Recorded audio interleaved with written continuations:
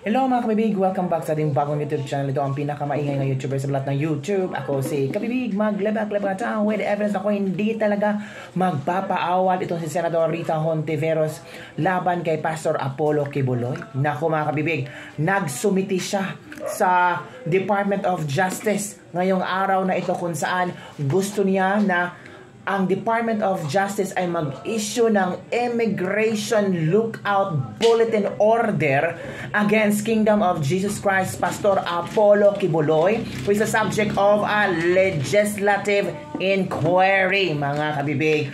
Yan ang gustong gawin ni Risa Hontiveros para ma-hold sa Pilipinas at hindi makalabas sa ating bansa at hindi makatakbo, makatago at kung sa ano pang gagawin ni Apollo Kibuloy para hindi niya mapanagutan ang mga aligasyon ang gustong ikaso ni Risa Hontiveros. Sabi dito, on Monday, December 11, Senator Risa Hontiveros filed Senate Resolution number 884 calling for an investigation into allegations of human trafficking.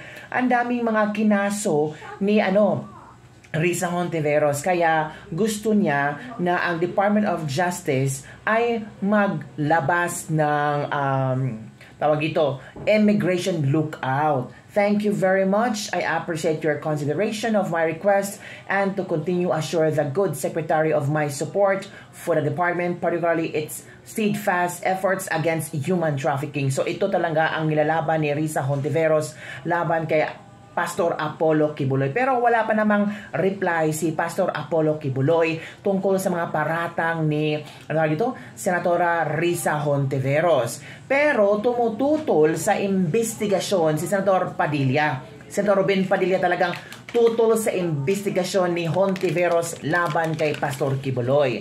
Nagpahayag ng mariing pagtututol si Senator Robin Padilla sa gagawing investigasyon ng Senado kay Pastor Apollo Kibuloy ng Kingdom of Jesus Christ. Sa isang panayam, sinabi ni Padilla na ayaw nitong maging sunod-sunuran ang mga Pilipino sa Amerika. Ito talaga si Risa, no? Parang nagpapapansin sa Amerika, nagpapapaepal sa Amerika. Gusto niya talagang ang Amerika ang siyang hahawak ng kaso ni Pastor Kibuloy. Sabi dito ni Senator Ruben Padilla, kaso ng Amerikano yon. Kaso ng Amerikano yung kay Pastor. Ano yon? Parang ICC tayo? Sunod-sunuran naman tayo sa dayuhan. Ganon ba ang dating doon or noon, Senator Risa Hontiveros? So na parang sinupalpal ni Senator Ruben Padilla si Senator Risa Hontiveros. Ayon ni Padilla, may karapatan naman si Hontiveros na magsulong ng investigasyon bilang isang mambabatas, pero kaniyang ipinunto na hindi nito suportahan ang aligasyon na nag-ugat mula sa investigasyon ng dayuhang korte. Kami, ako lalo, nang gagaiti ako pagkakaso ng puti.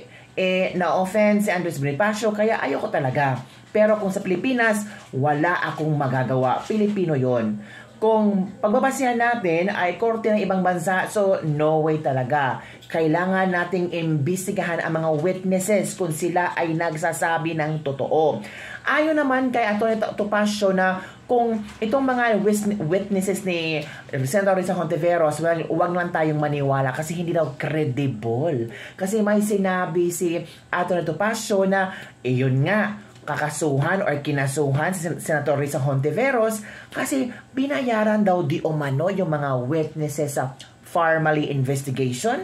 Ay nako, totoo kaya yung mga sinasabi ni Atty. Topacio na merong pang kaso na kabinbin. Ito yung baho ni Senator Risa Hontiveros na any moment now ay lalabas at talagang supalpal at sasampal sa kanya ng katotohanan.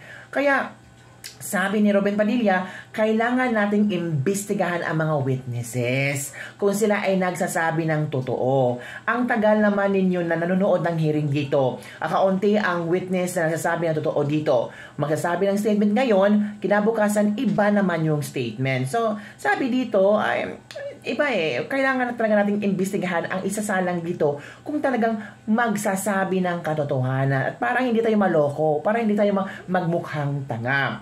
Araw ng Lunes, naghain si Hontiveros ng Senate Resolution para siyasatin or tingnan ang kanyang aligasyon kay kay Pastor Apollo Kibuloy. Pero ipinagtanggol ni Atty. Topacio si Pastor Apollo Kibuloy. Sabi ni Topacio, ang ginagawa po ni Senator Risa Hontiveros ay isang panliling lang sapagkat ang sinasabi po niya gusto niyang imbestigahan itong mga aligasyon ng human trafficking. May mga testigo raw siya laban kay Pastor Kibuloy at sa grupo ng Kingdom of Jesus Christ. Ngunit itong bagay na ito ay hindi po dapat sa Senado iniimbestigahan.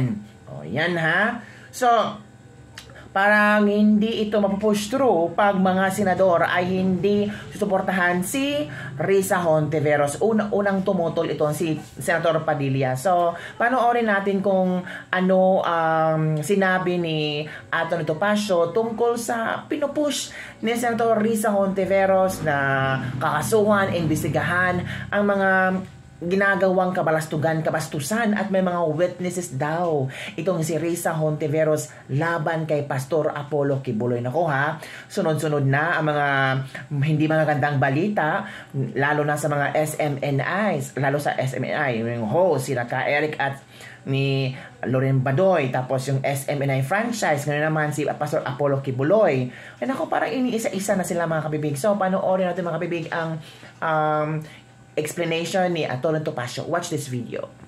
May demanda siya ngayon for bribing witnesses in the Pharmalia investigation. Yan, pending yan sa ombudsman. So, pag sinabi ni Senator Hontiveros na may witness siya, mag-ingat na tayo. Well, actually, these latest developments are not unexpected. Kasi, di ba, I think it was early this year na nag-umpisang umaungaw yung leftist bloc sa House. Sina Representative Arlene Brosas na dapat ng imbestigahan, etc. Ngunit ang tugon ko nga po kahapon ay hindi po lugar ng Senado to determine the guilt or innocence of anyone with respect to a crime. Ngayon, yung sinasabi ni Senator Hontiveros na ito daw ay in aid of legislation, palusot lang yun eh. Kung ang sinasabi niya yung expanded anti-human trafficking law, last year lang yun inamyendahan eh. Nilagyan ng susog yung batas na ipinasa noong 2003. Ibig ba niyan sabihin nung sinusugan nila yon last year, hindi nila nakita lahat ng anggulo. So, what is she saying? At yung privilege speech niya, klarong-klaro naman na ang gusto niya ay dalhin lamang itong kasong to sa Senado, hindi para magkaroon ng bagong legislation, kundi puro hiyain, ibuli, kung sino man ang gusto niyang ibuli. Sapagkat ang Senado po ay hindi korte. Sinabi na po yan ng Korte Suprema. The Senate is not a court, it is not the police, it is not an investigative agency. Its job is to legislate. In the same way that courts cannot legislate, the Senate or the House cannot determine the guilt or innocence of anyone. Yung privilege speech niya, sabi niya gusto niyang malaman kung totoo o hindi yung sinasabi ng witnesses. Ngayon, ang problema kay Senator Hontiveros, katulad nga ng sabi ko, ang sama ng kredibilidad niya pagdating sa witnesses. Kung natatandaan niyo noong 2017, yung Kian de los Santos, may nagreklamo po mismo sa amin, sa VACC, yung tatay ng isang witness na kinuha daw ni Risa Hontiveros, yung anak niya. Yung si Risa Hontiveros, may kaso yan sa Pasay Court ng anti-wiretapping na dinimanda siya ni dating Secretary Vitaliano Aguirre.